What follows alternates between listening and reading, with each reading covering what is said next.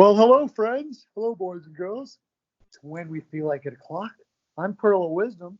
And once again, he keeps on coming back. And I keep on being very happy that he does. It's John from Off the Wall Hockey. Everybody in the land knows John by now, I hope. I certainly hope. If not, go check him out. He's got some killer videos right now. He also does a lot of live stuff. He's doing a really interesting series on his favorite players by position for every NHL team. It's causing some pretty good discussion over there on his site. So glad to have you, John. Glad to have you back. Yeah, thanks for having me again. Great to always talk. It's a lot of fun to be here. Yeah. Anyways, what was our last one we did? Montreal, right? Keep on. Was that the last one we did? No, we did one after Colorado that. Was the last one. That's right. It was Colorado, your favorite team in the West. Yeah. And that was fantastic. Go check that out.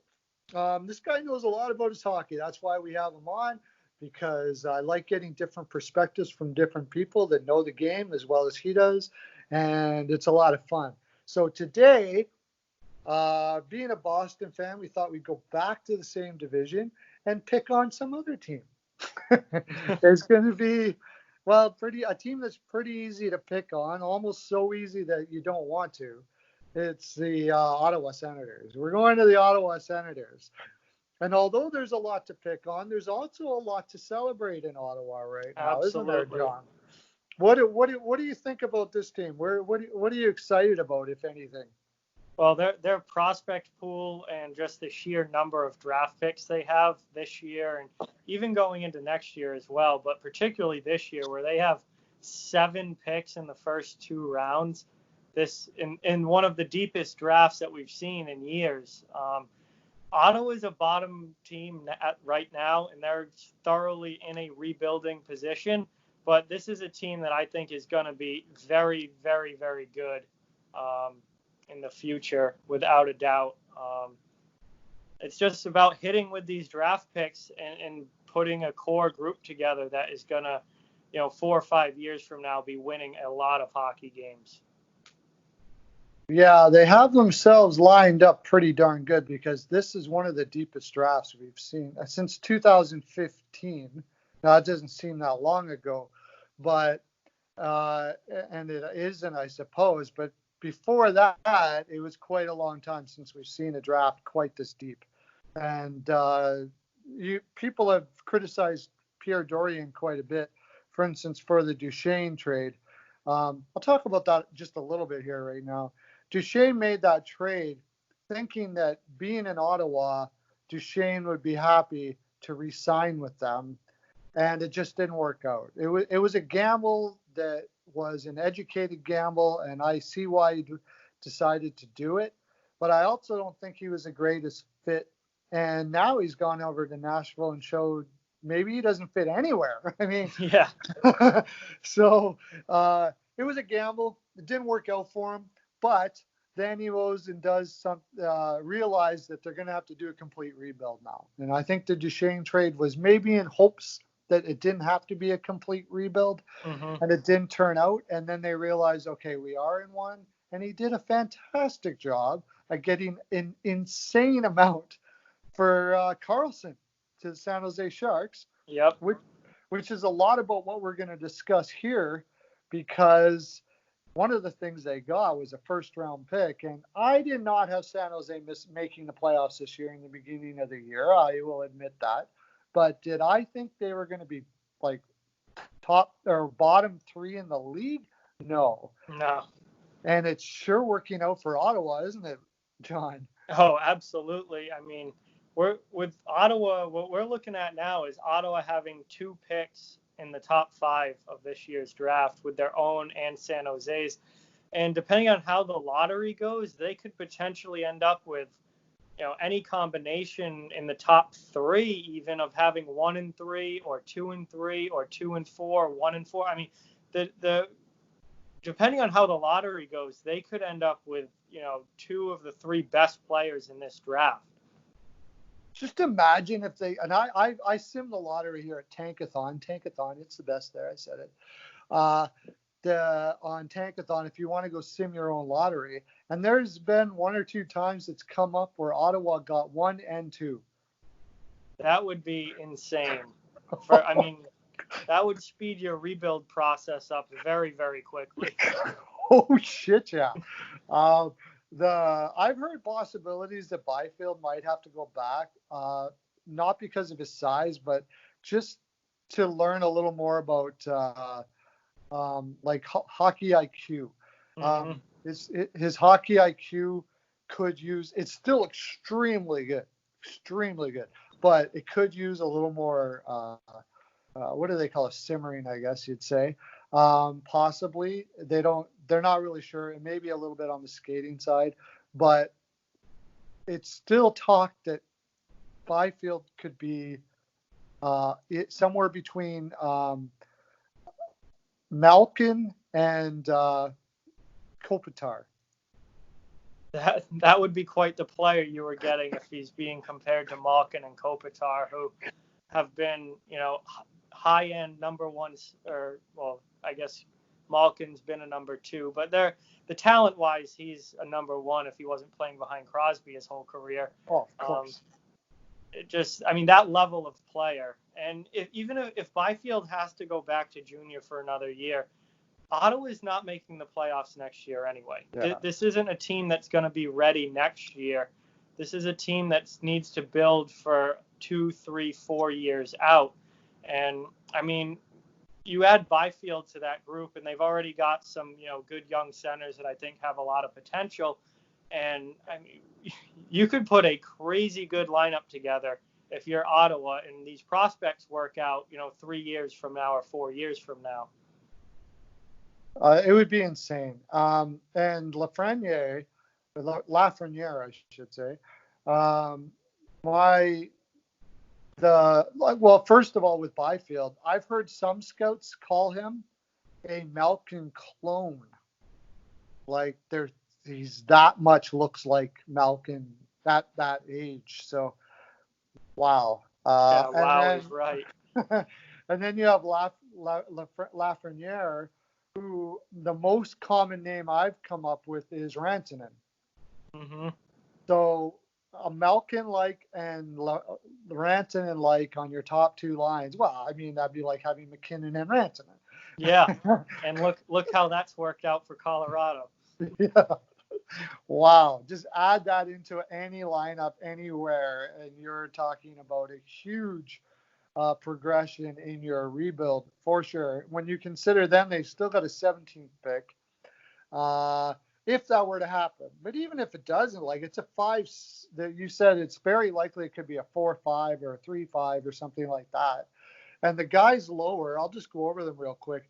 Tim Stützle, it's been hard to gauge, but the name most likely coming up with him would be maybe Backstrom, something like that, somewhere in that area. That's not too shabby. Yeah, Jamie Drysdale is Drew Doughty-ish is the name that I got, or Lucas Raymond.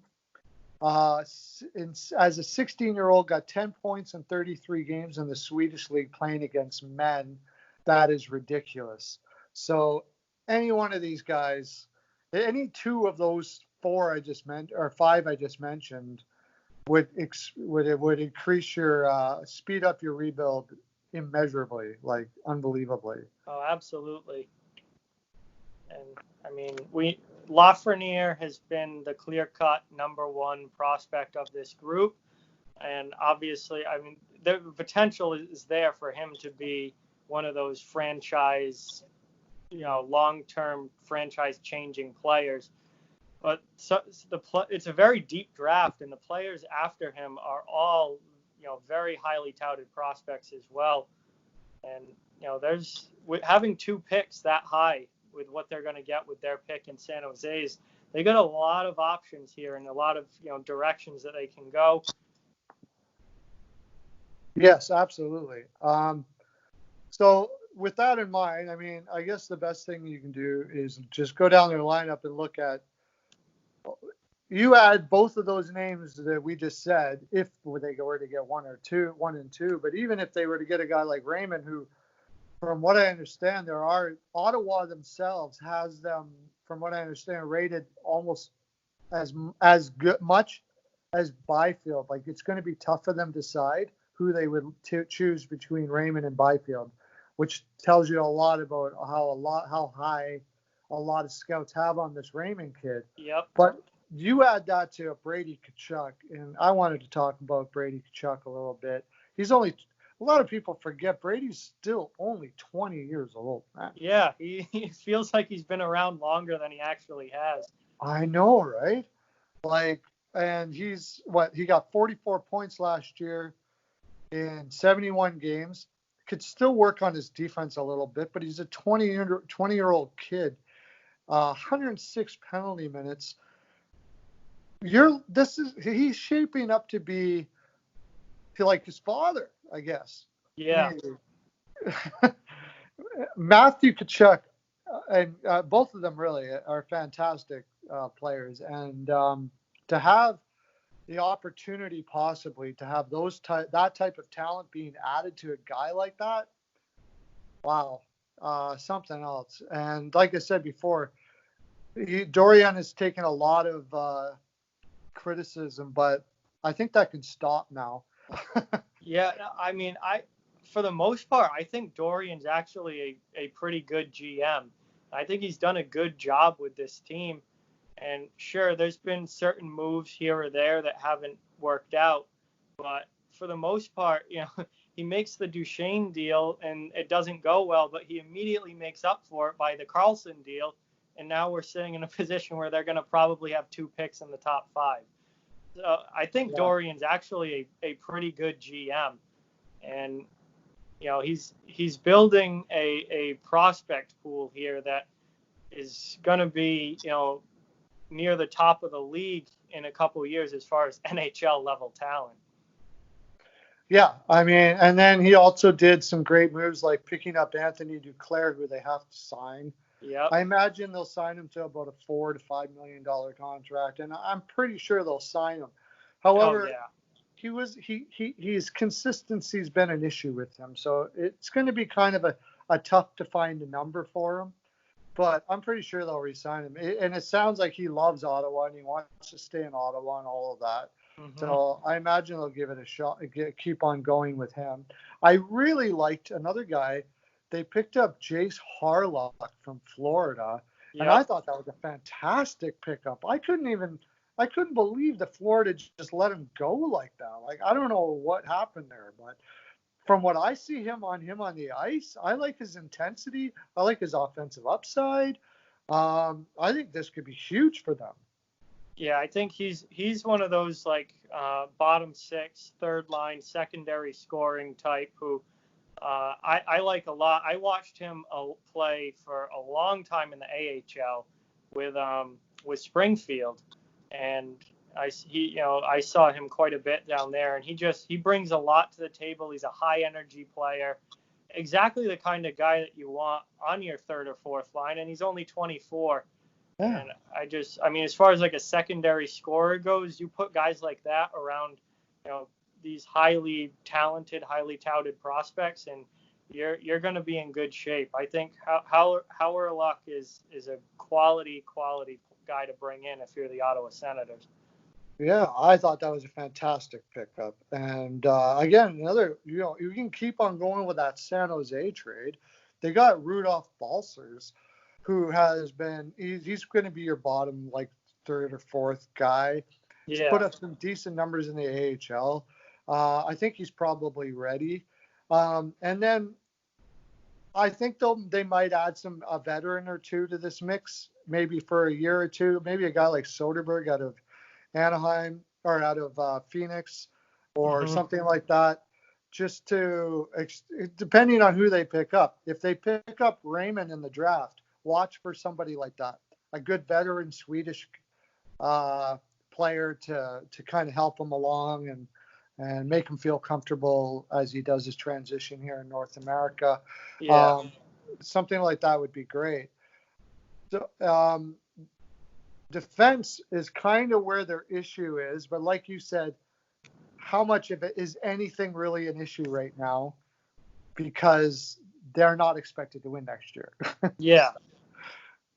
Yeah, I mean, Thomas Chabot is he's their star on the back end. He's got the long-term contract now. He's only 23. And then obviously Eric Brandstrom, who's been, on that line between AHL and NHL, he's going to be in the NHL next season. And I am very, very high on Eric Brandstrom. I think he's going to be a fantastic D-man. He plays the right side, which is huge. That's so hard to find these days, is the right side defenseman. There aren't that many of them. I mean, you put Brandstrom and Chabot at 20 years old for Brandstrom and 23 for Chabot. You have a good young pairing right there. And then you look ahead to the draft, and if they end up with that third or fourth pick and they get Drysdale won't be ready next season, but looking down the road, I mean, that's 3 young defensemen. And then there's Lassie Thompson, who is only 19. We don't know a ton about yet, but has a really high potential ceiling as well. You could have a crazy good top 4 there if you wanted to, just with these kids in Ottawa. And they made an interesting move. They got Artem Zub as well, who was an undrafted, but really started showing a lot of potential late. There was a lot of teams in on him that were trying to pick him up. He got 22 points in 57 games in the KHL. So he's probably not going to be a huge offensive player. But from what I understand, he's a good puck mover. He's not afraid to mix it up. He's 6'2", 200 pounds. Yep. That could potentially be a guy that fill in one of those roster spots on D. And then I was thinking maybe like in looking for some guys that really want an opportunity to show that they can be a top 4 that's been in the league for a while and that have been known for some pretty decent leadership. And I was thinking of like Van Riemsdyk in Carolina would be a good example. He's 29. He kind of buried in that lineup in Carolina most of his career. I think he'd be itching to see if he could how far he could go up a lineup. And you could probably get him for a reasonable $3.5, $3 million, $4 million, something like that, on not that long of a contract. And then Forbert, who I personally I have a soft spot for Forbert because he was drafted out of LA. Who LA has one of the best prospect building systems in the league. Absolutely fantastic. Absolutely. They were so patient with that guy, and he worked and he worked and he worked. He didn't have the legs to play to start off with. It took him till he was about 25, and he started getting in. Then LA finally, he makes his play. He makes the spot for himself, and then ends up getting traded to Calgary, and now is a free agent. And I'm sure he's itching to get on a team where he can be show what he can do. Imagine a 2-3 year contract wouldn't be out of the question. It wouldn't be overly expensive, and it could fill out those rosters till some of these young guys we were talking about. One of them being Docker. That was another one. 19-year-old kid that is. It's funny. I don't have him on my list here, but I know he's there. A 19-year-old kid who's going to probably be a couple years. So as these guys fill out, if they have to trade a Forbert or they have to trade a Van Riemsdyk, it's okay. They can fill in a spot until then. It gives those guys an opportunity to solidify themselves as a top 4 and get an opportunity somewhere else, or maybe they're too valuable to leave Ottawa and they end up staying in Ottawa. So I think a move like that is probably something they're looking at here. We didn't even get into Logan Brown. I love that kid. That was a nice pickup too. Yeah, I mean, there's so many young prospects on this team. Josh Norris, Logan Brown, Alex Formenton, Drake Batherson. Yeah. Philip Chalopik, he's seen some NHL time. Yeah. He's only 22. Is he only 22? Jeez, Yeah, he he's seems like he's 22. been on the bubble for quite some time, right? Yeah, he's still only 22 years old. I mean, there's such a deep prospect pool here. I mean, they've got a lot to look at and a lot of guys to make decisions on. But I'm almost what you don't want to do if you're Ottawa is go too young too soon. I Yeah. still think they need to have some veteran players around. You need to have those mentor guys in your lineup who can help these kids move up to the NHL. Bobby Ryan. A lot of people at this point know his story and everything he's gone through and his return and all of that. Yeah. I mean, that's a great guy to have to kind of, be someone for these kids to look up to. Artem Anissimov's still there. He's got another year left on his contract. He's a third line center, but he can hold that spot until more guys move up. But they don't have a ton of veteran guys. I think Michael Bodker, his contract's up at the end of this year. He's probably gone. Yeah. He's 30 years old. And then defensively, I mean, Ron Hainsey, I don't think I think he's going to retire after this year. So he's your really only real veteran on that D-core. I think bringing in somebody like a Forbort or Van Riemsdyk, one of those guys who's around 30 years old, has been in the league for a while, that'd be really beneficial because they're almost in danger of going too young where you don't have any of these veteran guys. And I don't think you want to do that either. I think it's better to at least have a few lineup spots taken by some guys who have been around a while. Yeah, I for sure think they're going to go out and grab probably at least one forward. Like I just brought up Soderberg, but there could be other ones. He's 34 years old. Does he really want to go to a team like this? That's kind of the difficult thing to find, is those veterans that are like kind of resigned. The veterans you're getting are kind of guys that really good teams aren't going to take. You know? It's simple as that. Put it mildly. So it's going to be a guy that just wants to keep his career going, but has had a lot of leadership in the past. I'm trying to, I kind of went down the list a little bit here. Maybe a Wayne Simmons, or, he's probably in that spot now. Maybe you want to give him a shot. Not too much out there this year, though. Colin Wilson, maybe. Yeah, Colin Wilson is a name that definitely would fit that. Maybe even a Pat Maroon. Pat Maroon, I did look up that. Yes, Pat Maroon would be fantastic. Excellent choice. Yes, perfect. 33 years old. His legs probably aren't going to keep him very high on a strong lineup. However, I mean, he took a really small contract to go to Tampa Bay. Yes, he did. He's he won the Cup with St. Louis last year. Then he went to Tampa Bay this season. I think, he seems to be willing to take smaller deals to be on a winning team. And, I don't know if he wants to go to a team like Ottawa, but I think that a team like Ottawa would greatly want someone like him. Absolutely. And from what I understand, he played in Edmonton. Yep. And so I got he reminded me of a guy that would maybe be a coach after his career. Mm-hmm. So if that is something that's on his mind, that Ottawa would be a great place to go, because you got a lot of young players. You can really show your wear, and you can stay on in the organization and build yourself up as a coach. Mm-hmm. But I agree. If he would agree to that, I think that would be a fantastic pickup. I loved him here in Edmonton. He brought a positivity to the lineup and lightened things up, and seemed to just know what to say. I was really disappointed when they left. Very disappointed. Yeah, no, I'm a big fan of Pat Maroon as well.